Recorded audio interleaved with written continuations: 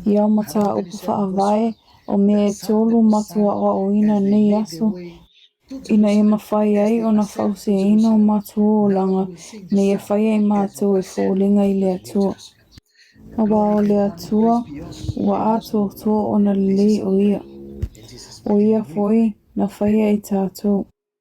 Lo mātou ta mā mātou te ole atu lo whio i e whamania atu i tala vou O loo iai le nei tu fata singa fale au talavou, ma o a oina I lātou I nei mata upu.